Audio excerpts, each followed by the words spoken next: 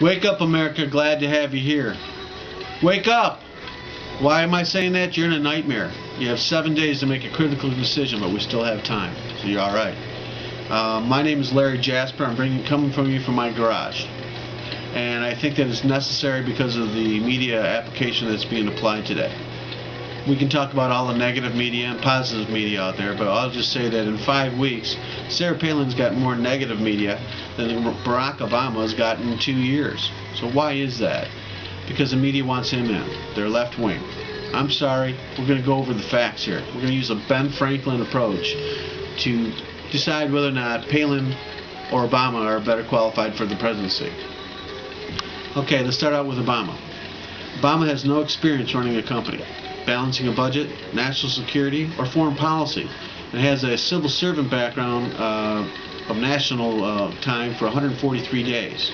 Locally, he's gained some experience in community civil rights activists and is an educator in radical education.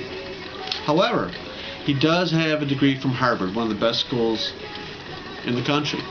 So we know that he's very smart. Palin has no experience in foreign policy and limited experience in national security. However, she has balanced a budget and created a surplus in the largest state in the Union and oversees over 24,000 people working for her right now. She also has a college degree.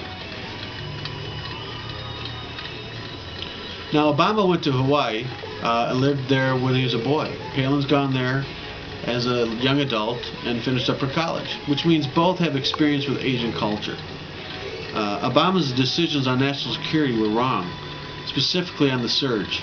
If he'd have done that, we'd have lost a lot more people in the service. Palin, on the other hand, has never had to make this type of decision, therefore lacks the proven track record or experience. So I'd say to you, both candidates attract large crowds and are charismatic. Both candidates have quick learning skills. This has been brought up over the time. Both candidates have college degrees. Both candidates support variations of the citizens who have been working towards equal rights in our community. Then the question is, which ticket is better for the country and who has the time to learn? Because see, when it comes down to it, Sarah Palin is not going to become the president but the vice president. Obama, on the other hand, is going to be the president and in control immediately. So when we have to look at the ticket, we have to look at who was done where and what. Well, Obama chose Biden as his running mate and vice president because of his experience in foreign policy and the years' experience in the Senate, yet has no experience running a business and balancing a budget and owes many favors to the Congress for his position. This is crucial when we're talking about a corruption in the Congress, because you know how a corporation works. Those favors are used in various ways. Well, we also have to look at where Palin comes from. Palin was chosen by McCain, who is the president or president-elect, because of her experience, charisma, and her quick learning skills, and the fact that she balanced the deficit of her state when it was in the red, while giving back to the citizens for her efforts, as an elected official should. And this is where we get into a little bit of a critical decision. We have to decide whether or not Obama's making the right decisions or John McCain is. Anyways, let's take a look at Biden. Biden will make making decisions when Obama is negotiating for foreign countries. I can guarantee that, because he's not the president, he's the vice president. Has never served in the armed forces, or really has any national security experience whatsoever. But he has 24 years in the Senate, and has limited experience in balancing a budget for the economy. McCain, on the other hand, has made the right decisions regarding our national security, has a background in foreign policies, and has served in the armed forces, is a legitimate hero, supported by his fellow men, when he did not have to. He served 4 additional years for torture. 4 additional years he decided to take torture and then supply the people the right opportunity to go home. Now, he came from a wealthy family and a long chain of officers in the military. It wasn't necessary for him to do that. He could have had all kinds of different rights, but he did anyways. And in fact, between McCain and Sarah Palin, they have 3 people that are in the services. Barack Obama doesn't have anybody. Senator McCain has 28 years experience in the Senate, but has limited experience in balancing the budget. This would be a reason why maybe he elected Sarah Palin as his vice president. It makes sense, doesn't it? She also owes no favors to the Congress, which means that she can be a deputy. In other words, come in and take out the corruption and no issues made. So what we're going to do now is kind of take an analysis and analyze the facts, because that's what Franklin does. It checks off and checks off. You go, yes, he was good, or no, he wasn't good. And in this case right now, Sarah Palin is winning by 3.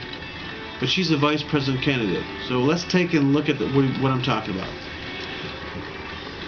When you do the Ben Franklin approach, it's decided when a ticket is most qualified to run the country, being in this economic and foreign crisis that we are in presently. It becomes clear that there's only one logical choice for the USA, and that is John McCain and Sarah Palin. If Senator Clinton had chosen by the Democratic Party, if Senator Clinton had been chosen by the Democratic Party and added Barack Obama on as vice president, there wouldn't be a choice. The Ben Franklin would have been all the way in the Democratic Party. She was the elected candidate. She should have been. But isn't it funny that we see new corruption or more corruption with the state of Michigan and the state of Florida, votes not being counted towards senator? Now we know why Senator Obama is now running for presidency. But I ask you, if that corruption was happening then, do we not also have it now in the financial application? Yeah, the Democrats run over the financial community, and they're the ones that let the Fannie Mae and Freddie Mac take advantage of you guys. They're the ones that allowed the business people to take advantage of you guys. Think about it again. You're common Americans that got put into a crunch. Okay. Then we must ask yourself, do you really want freedom? We must come together as a people and elect the ones who will protect it and work towards the solution of the economy and foreign policies best for the country.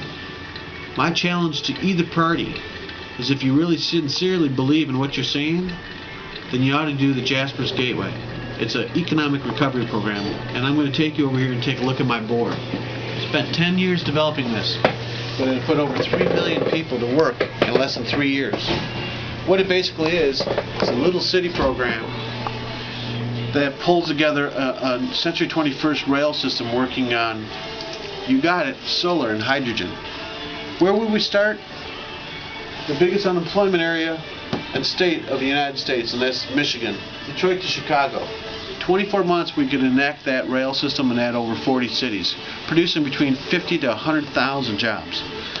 Thereafter, we would open up 24 local cities across the continental United States.